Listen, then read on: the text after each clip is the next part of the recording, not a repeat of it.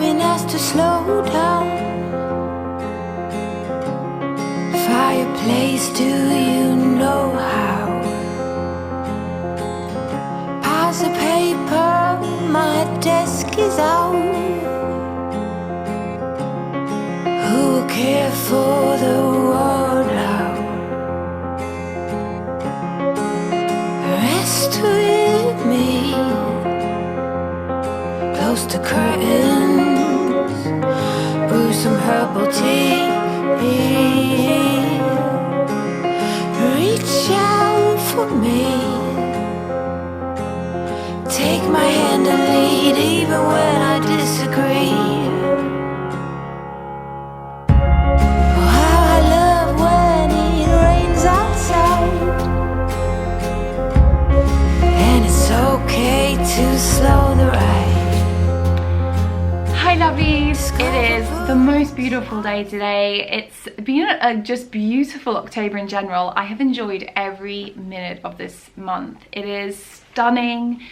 It's so magical actually, with all the change in the leaves and the weather's slowly turning and so much produce on the farm. I've just been loving it so much. And also Toby's at that age now where he is just getting so cute. He's playing with his toes and rolling around and just really enjoying the interaction. I had my first workshop, I mentioned it in my last vlog, the Autumn Wellness, and that was great. I had such a nice crowd of ladies coming up to learn all about autumn wellness and herbal remedies, so that was fantastic. I think the biggest thing that's happened is sleep training Toby. I might talk a little bit about it now, so if you don't want to hear about sleep training you can just fast forward it a little bit. Toby has never been a good sleeper, and we had kind of settled into a routine which was kind of okay. He was waking up every couple of hours during the night, and because he's breastfed on demand I thought that was kind of fine. I wasn't that bothered.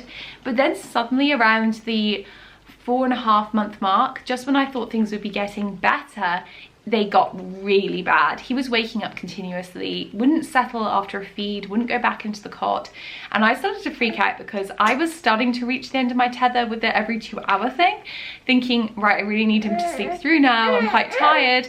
And it just got worse. I decided to just crack into the sleep training a bit earlier than I was initially planning on doing. 5.5 months now, and I felt like that was a good time to try to start doing it. Being a scientist's daughter, I am a big researcher, so the first thing I did was read every book, look up every video, and figure out what needed to be done in order to get this baby to sleep. At the 5.5 month mark, I'm happy for him to wake a couple of times, up to 3 times during the night for a feed. That doesn't bother me at all. In fact, I feel more comfortable with that because he's breastfed. My aim was for him to settle himself back to sleep, especially when he would go down for his first sleep.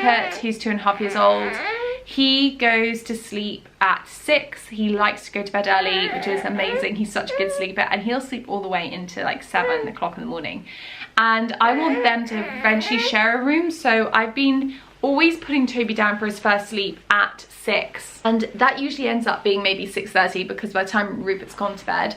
So they both have a bath together, and then Rupert goes to bed. We obviously do stories and stuff. Rue goes to bed, and then Toby is following on behind in my room beside my bed, and he usually starts to settle around like 6:30. Up to this point I'd been feeding him to sleep. It was taking sometimes an hour, sometimes longer, because he would feed, fall asleep, wake up, want me again. The first thing I've done really is I have started to put him to bed after his feed at 6:30. I feed him until he's finished feeding. I take him off when he starts to suckle, because that's what I don't want him to do, or when he starts just falling asleep on the boob. I take him off, I give him a burp, and I put him down in the cot. I should add, I also had to wean him off his sleepy head insert and his swaddle. Goes into his cot, I say no night to him, and put the monitor on, the sound machine on, and I leave the room.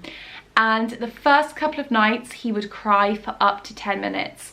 But what we did is, this is where if you've got a partner it's really handy, because if you're breastfeeding they're always going to link you with food. So if you have a partner that's not feeding, then you can go get them to go in and settle them back. So, oh, did you just make a split? Every 3 minutes or so, but obviously I'm listening to the monitor at this point, and if anything sounds weird, I'd be in there like a shot, like you couldn't keep me away. I would go in there and go shh, shh, shh, shh, and he loves that noise, and it would calm him down a little bit.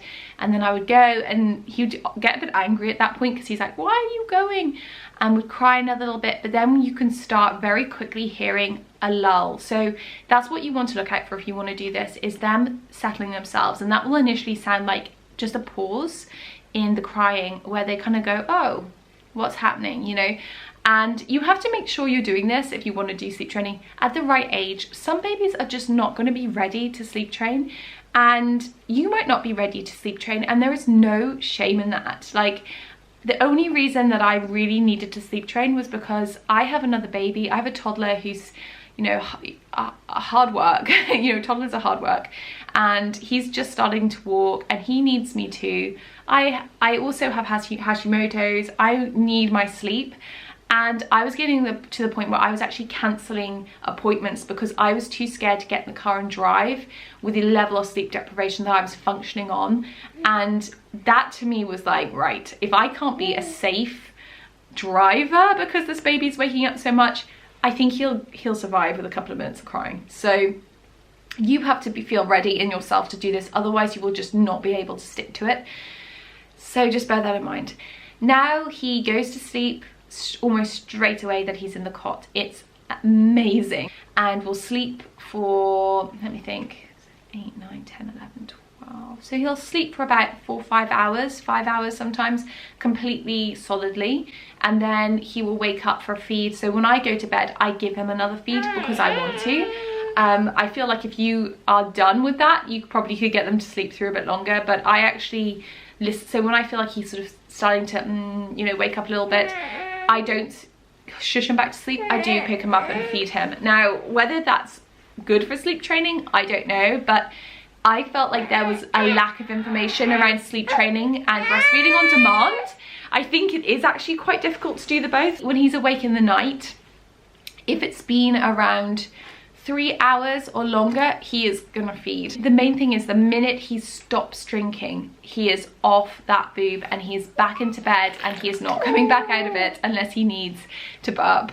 And it's worked really well, guys. Like there might be a couple of minutes crying sometimes, but he's right beside me in the bed anyway. He's in the snooze pod, which is like a side-by sleeper. But I actually, on that note, I did push the snooze pod a little bit away from the bed as well and put the side up, just so he gets used to being a little bit further away from me and I'm not waking him up. If there's anything I've missed out, feel free to leave me a comment below and I'll answer it. It's given me so much confidence that when I'm ready and he's ready to sleep through the night, we'll be able to do it. Anyway, that's our little update. I think what we'll do now is go out for a nice walk.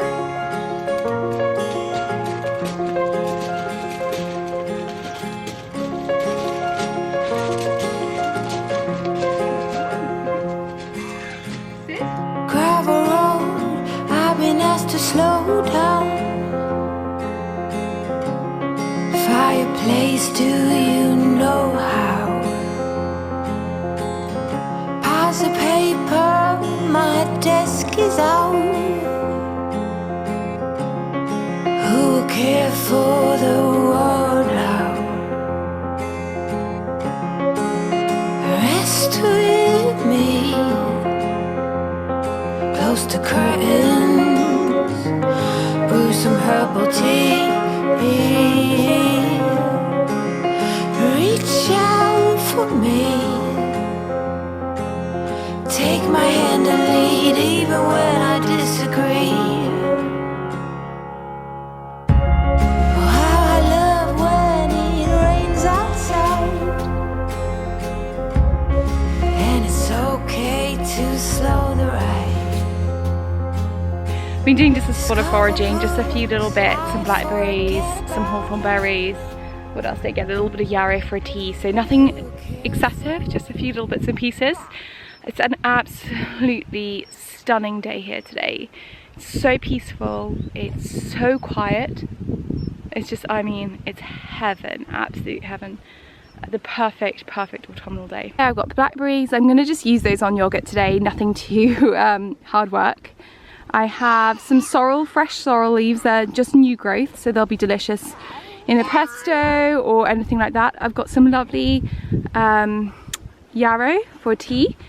I've got a couple of elderberries, the birds have taken most of them, but I'm going to have those in like a tea as well, hot tea, and hawthorn, which I probably will make into a fruit leather. They're very good for the heart. So yeah, that's my little basket of goodies today. It's now afternoon and we've just been chilling out, having lots of cups of tea, eating some chocolate and listening to the really nice autumn playlist by Whole Family Rhythms. I'm going to link it below in case you've got a Spotify account. I highly recommend it. It's really nice for kids as well. It's quite sort of folksy and some sweet sort of kids songs in it, all about autumn. So we're listening to that, and yeah, we're about to have a farm meeting in a minute, so I'm going to wrap up the vlog here. And yeah, any questions or video requests, leave them in the comments below. I'm going to be filming a favourite toy video soon. I've got some cute little toys to share with you that Toby's been loving. And yeah, that's it for today. Thank you so much for watching, and make sure you subscribe and give this a thumbs up if you enjoyed it. See you soon.